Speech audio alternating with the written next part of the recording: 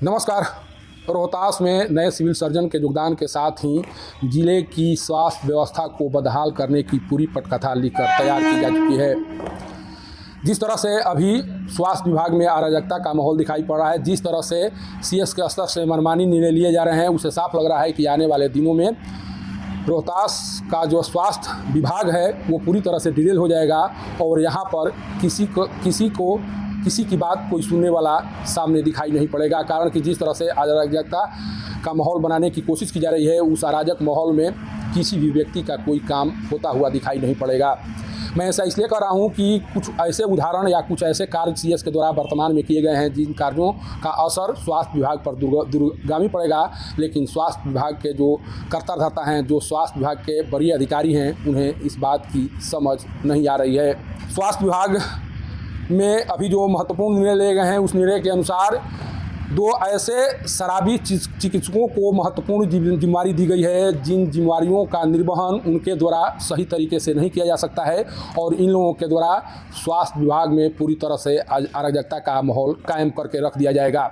मैं ऐसा इसलिए कर रहा हूँ कि जो चिकित्सक शराब पीने के मामले में आरोपी हो, जिस चिकित्सक का वीडियो शराब पीते हुए वायरल हो रहा हो, उस चिकित्सक के स्तर से सही काम करने की बात कैसे सोची जा सकती है।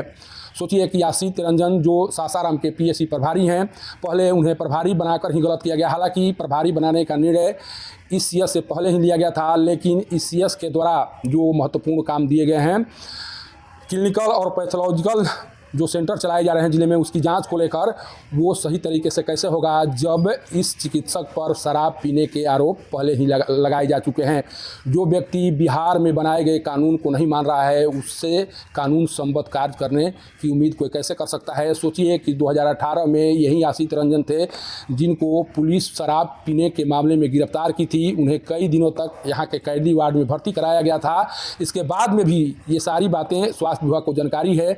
इसके बाद में भी अगर सीएस के स्तर से इन्हें महत्वपूर्ण जिम्मेदारी दी जा रही है तो फिर स्वास्थ्य विभाग बदहाल नहीं होगा तो क्या होगा। इसी तरह से तिलौथू के जो चिकित्सा पदाधिकारी हैं, उनका भी वीडियो सोशल मीडिया पर काफ़ी तेज़ी से वायरल हुआ था, जिस वीडियो में साफ दिखाई पड़ रहा था कि वह घर में बैठकर शराब पी रहे हैं। अगर जो बिहार में बनाए गए नियमों का पालन नहीं करता हो, उसे नियम पालन कराने की उम्मीद कैसे की जा सकती है। और इसी दो महत्वपूर्ण चिकित्सकों पर सोचिए कि स्वास्थ्य विभाग में अब कोई चिकित्सक नहीं है जिन चिकित्सक को इस तरह की जिम्मेदारी दी जा सकती है। दो शराबी चिकित्सकों के ऊपर अगर इस तरह की जिम्मेदारी दी गई है तो स्वास्थ्य विभाग चरमराएगा नहीं तो और क्या होगा। ये सारे खेल केवल और केवल स्वास्थ्य विभाग को बर्बाद करने के लिए किए जा रहे हैं। इसी तरह से सीएस के द्वारा एक और लिए गए निर्णय चर्चा का विषय बना हुआ है। कुछ साल पहले एक लिपिक विजिलेंस विभाग के हाथे चढ़ा था, उस पर पैसे मांगने का आरोप लगा था। पैसे लेते हुए शायद उसकी गिरफ्तारी हुई थी और उस गिरफ्तारी में उसे विजिलेंस विभाग के स्तर से कार्रवाई की गई थी। उसे कई माह तक जेल में बिताना पड़ा था। इसके बाद में भी सोचिए किस तरह से उस लिपिक के विरुद्ध अभी कोर्ट में मामले चल रहे हैं। इसके बाद में भी नियमों को ताक पर रखकर सीएस के द्वारा उसे एक नई जिम्मेदारी दे दी गई है। अगर इस तरह से कार्य होंगे तो स्वास्थ्य विभाग बदहाल होगा कि नहीं, ये समझने वाली बात है।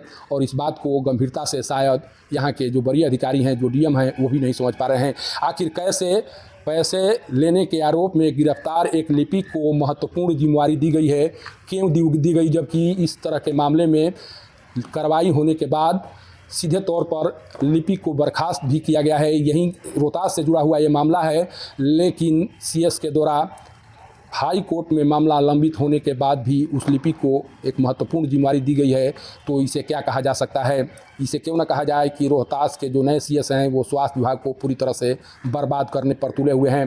कहा यह जा रहा है कि स्वास्थ्य विभाग को बर्बाद करने में जिस लिपिक का बहुत बड़ा योगदान है, उस लिपिक को सर्वे सर्वा बनाकर सीएस के द्वारा काम लिया जा रहा है और उसे सीएस कार्यालय में एक अलग जगह दी गई है, एक छोटा सा कमरा दिया गया है और उस कमरे में तमाम सुविधाएं दी गई हैं। उसी कमरे में बैठकर वह लिपिक काम करता है और वह अपने इशारे पर सीएस को नचाते रहता है। कहा जा रहा है कि जितने भी गैर कानूनी तरीके से कार्य हो रहे हैं या जो भी निर्णय सीएस के स्तर से लिए जा रहे हैं, वो उसी लिपिक के इशारे पर लिए जा रहे हैं और सीएस को इतना भी समझ नहीं आ रहा है कि वह लिपिक जो काम करा रहा है उसका असर स्वास्थ्य विभाग में किस तरह से पड़ेगा। सोचिए उस लिपिक की पोस्टिंग एसीएमओ कार्यालय में हुई है, इसके बाद में भी उसे सीएस कार्यालय के महत्वपूर्ण कार्यों की जिम्मेदारी देना ये कितना सही है, और उसके लिए एक अलग कमरा देना, और उसी कमरे में एसी लगाने के लिए राजपुर से जो सामुदायिक स्वास्थ्य केंद्र में एसी लगाए गए थे उस एसी को सीएस के स्तर से मंगवा कर उस लिपिक के लिए उस कमरे में लगवाया गया है। तो लिपिक आखिर गलत काम क्यों नहीं करेगा? जब इस तरह से सीएस के स्तर से उसे प्रश्रय दिया जाएगा, उसे स्वास्थ्य विभाग में कुछ भी करने की छूट दी जाएगी, तो फिर स्वास्थ्य विभाग बदहाल नहीं होगा तो और क्या होगा? आखिर सीएस इस तरह से कार्य क्यों कर रहे हैं? स्वास्थ्य विभाग में किसी से अगर पूछ लिया जाए कि इस विभाग को बर्बाद करने में किसका बहुत बड़ा योगदान है, तो सभी लोग इस नाम को बताते हुए नजर आएंगे। लेकिन सीएस को ये बात क्यों समझ में नहीं आ रही है कि जिस पर कई तरह के दाग लगे हों, जिसके विरुद्ध कई तरह की कार्रवाई चल रही हो, जिसके विरुद्ध कई तरह के आरोप लगाए गए हों, उस लिपिक के ऊपर महत्वपूर्ण जिम्मेदारी देकर वो विभाग को क्या संदेश देने की कोशिश कर रहे हैं?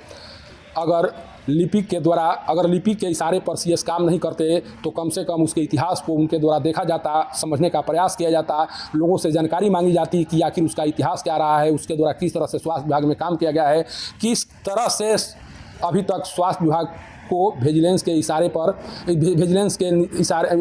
विभाग के निशाने पर ले जाने का काम किया गया है। इन तमाम बातों को जानने का प्रयास अगर सीएस के स्तर से किया गया होता तो शायद सीएस आज उस लिपि को सीएस कार्यालय का सर्वा नहीं बनाया गया होता, या वो इस विभाग की महत्वपूर्ण जिम्मेदारी उसके ऊपर नहीं दिए होते। लेकिन कैसे कोई एसीएमओ ऑफिस में पदस्थापित एक लिपि को सीएस ऑफिस के महत्वपूर्ण जिम्मेदारियों के निर्वहन के लिए उसे वहाँ पर बैठाया जा रहा है, उसे अलग कमरे दिए जा रहे हैं और उन तमाम सुविधाओं को दिया जा रहा है जिन तमाम सुविधाओं के कारण वह लिपिक लगातार इस तरह से कार्य कर रहा है जो कार्य विवादों के घेरे में आते जा रहे हैं। कहा जा रहा है कि लिपिक कई सालों से सीएस कार्यालय में पदस्थापित है।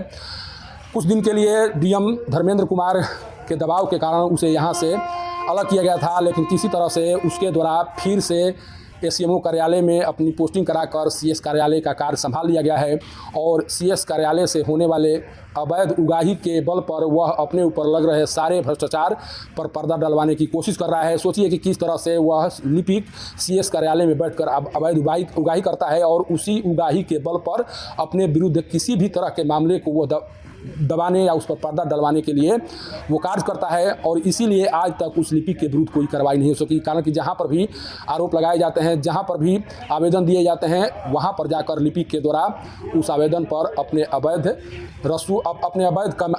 अवैध कमाई के बल पर पर्दा डलवा दिया जाता है। इसीलिए आज तक उस लिपिक के विरुद्ध कोई कार्रवाई नहीं हो सकी है। आखिर सीएस उस लिपिक को इतना प्रश्रय क्यों दे रहे हैं? उस लिपिक के माध्यम से इस तरह का काम क्यों ले रहे हैं?